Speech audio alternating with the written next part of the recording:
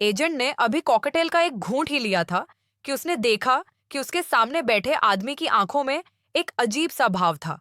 Bond ने सोचा कि शायद दूसरे पक्ष ने उसके पेय में नशीला पदार्थ मिला दिया है। इसलिए वह जल्दी से वहां से चला गया और पानी पीने के लिए बाथरूम में चला गया। वह खुद को बुलडोजर से कुचलने के लिए इस तरीके का इस्तेमाल करना चाहता था, लेकिन यह अफसोस की बात थी कि वह लंबे समय से व्यस्त था, लेकिन यह बेकार था। इसीलिए वह स्तब्ध होकर कैसीनो से बाहर निकला और सामने से आ रही एक कार से लगभग टकरा गया। सौभाग्य से चालक ने समय रहते कार पर कदम रख दिया और फिर उसने अपनी बीएमडब्ल्यू ढूंढी। पायलट के टूल बॉक्स से गिटार निकाला, डिवाइस को जोड़ा और सुई को उसके हाथ में डाल दिया। जल्द ही MI6 को बॉन्ड की परीक्षण रिपोर्ट प्राप्त हो गई। इस समय जहर तेजी से सभी आंतरिक अंगों पर आक्रमण कर चुका होता है।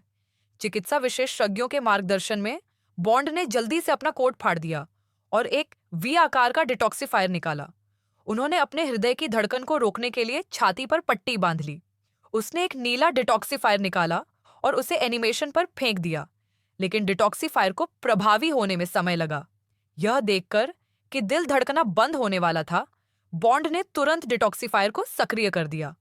लेकिन उसने यह उम्मीद नहीं की थी कि महत्वपूर्ण क्षण में डिटॉक्सिफायर बिल्कुल भी शुरू नहीं होगा। बॉन्ड को पता चला कि कनेक्टिंग तार टूट गया था, लेकिन जब वह तार के सिरे को जोड़ने वाला था तो अप्रत्याशित रूप से उसकी दृष्टि चली गई। सौभाग्यवश बॉन्ड गर्ल समय पर पहुंच गई।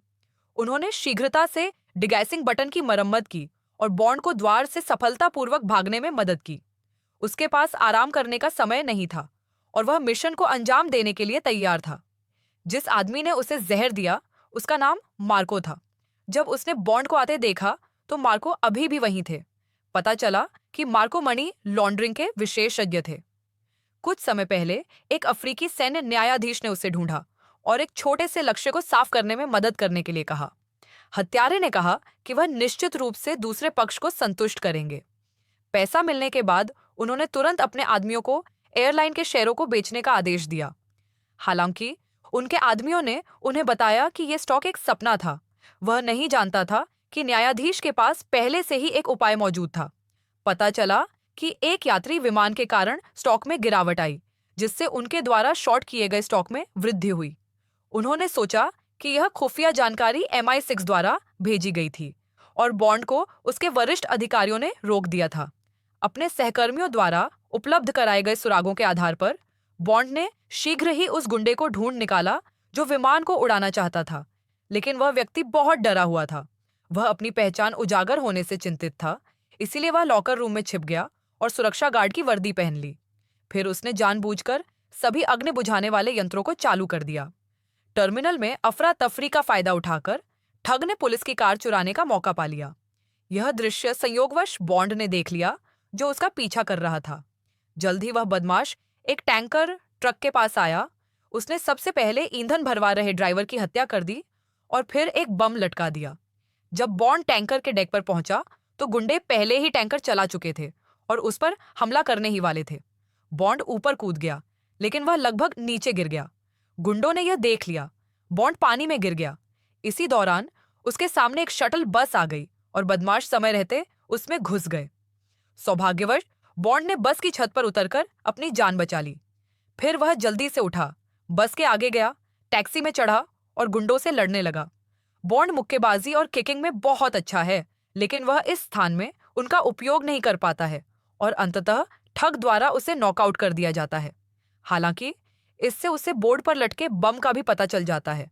इस समय टैंकर विमान से टकराने वाला है। ठग तेजी से सीट बेल्ट का उपयोग करके दिशा को स्थिर करता है, दरवाजा खोलता है और भागने की तैयारी करता है, लेकिन बॉन्ड उसे वापस ले आता है, जो अपनी ऊपरी सांस से सीधे बॉन्ड को नीचे गिरा देता है। फिर वह नीचे कूद गया। बॉन्ड ने अचानक ब्रेक लगाना चाहा, लेकिन पाया कि रेत कार पहले ही। उसने जल्दी से स्टीयरिंग सीट बेल्ट खोली, स्टीयरिंग व्हील को तेजी से बाईं ओर घुमाया और टायरों और जमीन के बीच घर्षण का उपयोग करके टैंकर ट्रक को स्थिर रूप से रोक दिया। लेकिन इससे पहले कि वह सांस ले पाता, पुलिस ने उसे एक इंसान के रूप में गिरफ्तार कर लिया।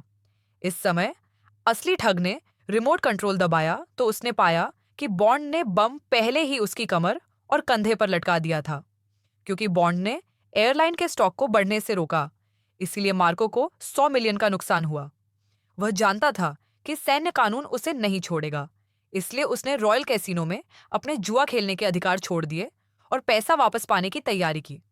अप्रत्याशित रूप से खुफिया जानकारी को MI6 द्वारा पुनः अवरुद्ध कर दिया गया, इसलिए MI6 ने पुनः बॉन्ड को भेजा। अप्रत्याशित रूप से कैसीनो में प्रवेश करते ही मार्को को बॉन्ड का पता चल गया। इस डर से कि कहीं वह अपनी योजना को बर्बाद न कर दे, मार्को ने किसी को आदेश दिया कि वह गिलास में शराब डाल दे और बॉन्ड को एक ही घूंट में उसे पीने दे। फिर शुरू की कहानी घटित हुई। बॉन्ड गर्ल शियाओमी समय पर पहुंची और उसे मौत के कगार से वापस खींच लिया। बॉन्ड को दोबारा आते देख मार्को को पता चल गया कि आज की उनकी योजना फिर से बर्बाद हो गई है। गुस्से में आकर उसने किसी को श्याओमी को ले जाने के लिए भेजा। हालांकि वह जानता था कि यह मार्को का जाल था, उसे अपने साथी को बचाना था, इसलिए वह अपनी कार में उनके पीछे चला गया। अप्रत्याशित रूप से मार्को ने खेल भावना के विपरीत व्यवहार किया और ज्याओमी को सड़क के बीच में फेंक दिया। हालांकि बॉन्डिन ने समय रहते कार को बचा लिया, लेकिन कार ने नियंत्रण खो दिया और रुकने से पहले वह 10 से अधिक बार पलटी। अभी अभी हुई टक्कर में बॉन्ड कोमा में चला गया। जब वह उठा तो उसने पाया कि वह मार्को के हाथों में गिर गया था। वह बार बार अपनी योजनाओं को बर्बाद करने का दोषी था। वह निर्दयी था, लेकिन जब वह मजे कर रहा था तभी एक आदमी घुस आया। यह जुन्फा द्वारा भेजा गया हत्यारा था। बॉन्ड को पता था कि मार्को इसलिए चिंतित था क्योंकि वह बॉन्ड के साथ था। वह समझाने ही वाला था कि हत्यारे ने सीधे बॉन्ड को गोली मार दी। हत्यारे ने उसे ठीक होने में मदद की और उसके बाद से वह और शियाओमी एक चिंता मुक्त और खुशहाल जीवन जीने लगे।